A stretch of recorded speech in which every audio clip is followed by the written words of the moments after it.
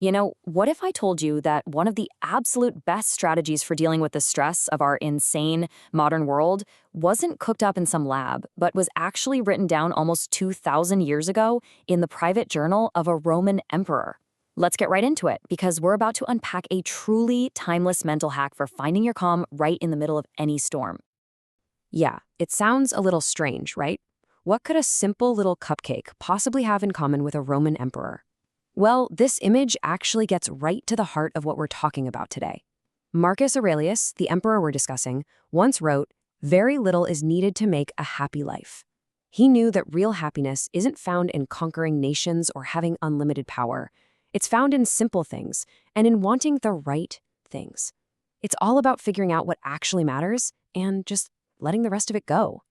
All right, so here's our game plan. First up, we're going to meet the man himself. Then we'll get to the bottom of where our anxiety really comes from. After that, we'll reveal the Stoics' ultimate hack, learn exactly how to train our minds to use it, and finally, we'll talk about the grand prize, building your very own unshakable inner fortress. So let's start with our guide. It's so easy to picture a Roman emperor as this kind of distant, godlike figure, right? But Marcus Aurelius, he was a man who, even with all that power, was absolutely drowning in pressure. And the thing is, he wasn't writing some philosophy book for other people. He was writing notes to himself, literally just trying to keep his head straight. I mean, just look at this timeline. Look at the sheer nonstop pressure he was under. This wasn't one bad week or a tough month.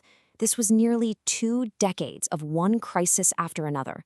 While he's dealing with a massive war on the Eastern Front, a plague, a literal pandemic, is sweeping through the empire, killing millions. At the exact same time, barbarian tribes are pouring over the northern border. And just when you think it can't possibly get any worse, one of his best friends, his most trusted general, betrays him and starts a civil war. This wasn't just abstract stress. This was the crushing weight of the world every single day. And this right here is the heart of the whole thing. If you read his personal journal, the book we know called The Meditations, you find a guy who didn't want power or glory. He just wanted some peace and quiet. He wanted to be a good person. But the world gave him the exact opposite.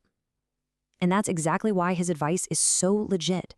It was forged in the hottest fires of adversity you can imagine, which makes it an incredibly reliable guide for our own anxieties, no matter how big or small they feel. Okay, so this leads us to a really crucial insight.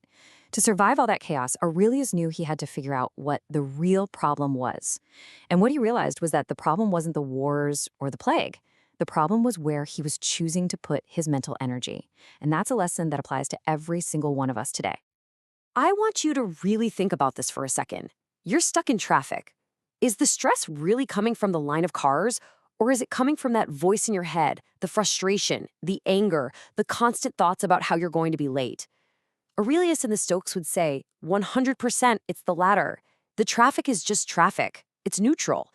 Our story about the traffic, that's what causes all the pain. This quote from his journal is just brilliant, because he's basically pointing out that we are the architects of our own misery. We bury ourselves under a mountain of unnecessary worries, unnecessary opinions, and unnecessary reactions. We stress about what other people think, we beat ourselves up over past mistakes, we agonize about a future that isn't even here yet.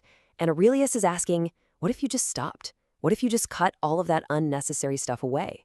The result, he promises, is more time, more peace, and a whole lot less trouble. Okay, so this brings us to the core of this whole thing. This is the practical tool, the mental model that Aurelius used day in and day out to cut away all that junk and find his peace. It's not complicated, but man, is it powerful. Think of it like a master filter for your brain. It's called the dichotomy of control. Yeah, I know, it sounds a little academic, but trust me, it's one of the simplest, most life-changing ideas you'll ever run into. All it means is that every single thing you will ever face in your life can be sorted into one of two buckets. Things you have total control over and things you have absolutely zero control over. And the secret to a peaceful life, the Stoics said, is to pour all of your time and energy into that first bucket and learn to accept the second. And this slide lays it all out, crystal clear. Let's really dig in here. Look at that first column, not in our control. This is where we spend almost all of our time worrying. What other people think about us? Nope, can't control it. Your health? You can influence it, sure, but ultimately you can get sick. The past is done. The future isn't here yet. External events like the weather, the stock market, your flight getting canceled, totally, completely out of your hands. Now, look at the right column. That is your kingdom. That is the only place you are truly king. Your judgments about things, your will to do something, how you respond to events, and, at the end of the day, the kind of person you choose to be, your character. This is the ultimate stress hack because stress, at its core, is a feeling of powerlessness. When you obsess over the first column, you are literally giving your power away. By focusing only on what you can control, you take your power back in every single situation. This quote just nails it. Let opinion be taken away, and no man will think himself wronged. What he means is that the suffering doesn't come from what happened, it comes from our judgment that what happened was bad. Think about it. If someone insults you, the words themselves are just vibrations in the air. The sting comes from your internal opinion. That was wrong, they hurt me. Aurelius is saying, what if you just removed that opinion? The event still happened, sure, but the suffering completely vanishes. You have 100% control over that internal judgment, and realizing that changes the entire game. All right, so the theory sounds great, right? But how do we actually do this stuff?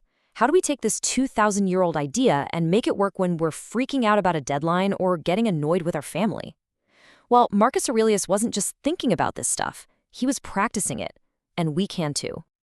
Here it is, a super simple, actionable process. 1, something happens. You see it, you hear it. 2, and this is the most important step of all, pause, just for a second.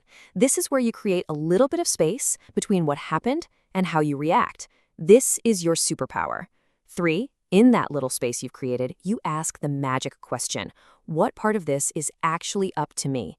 And finally, 4, you act. But you only act on the things that are in your power, your response, your attitude, your very next move.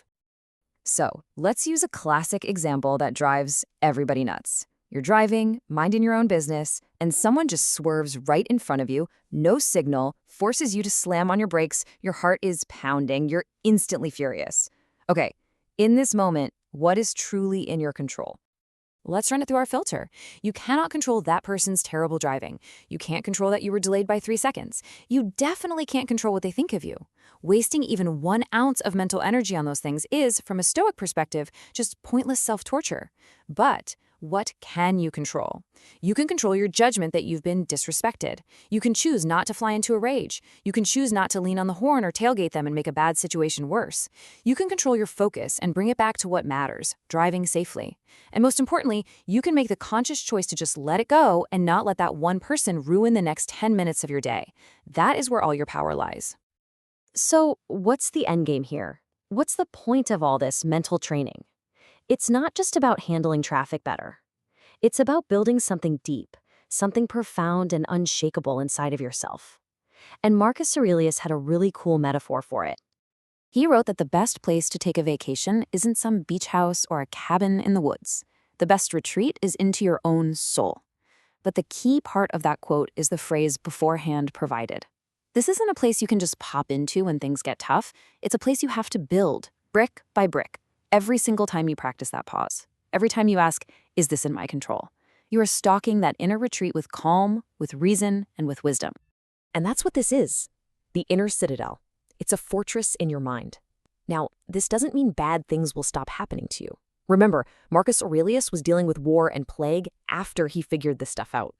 The citadel doesn't stop the storm. It's the shelter you go to during the storm. It's that source of strength that lets you face all the chaos of the world with calm on the inside, so you can act with courage and wisdom no matter what's thrown at you. That's the ultimate freedom. Not freedom from problems, but freedom from being controlled by your problems. And in the end, it all comes down to this. One principle. One question you can ask yourself in any moment of anger or fear or anxiety, is this in my control? That single question, practiced over and over again, is the key that opens the gates to your inner citadel. So as we wrap this up, I want to leave you with a challenge, straight from the Emperor's Playbook. Think about what's stressing you out right now. A project at work, something somebody said, an uncertainty about the future. Now run it through the filter. Is it truly 100% within your control?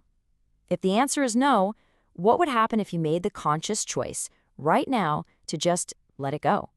and focus all that saved energy only on what you can actually do.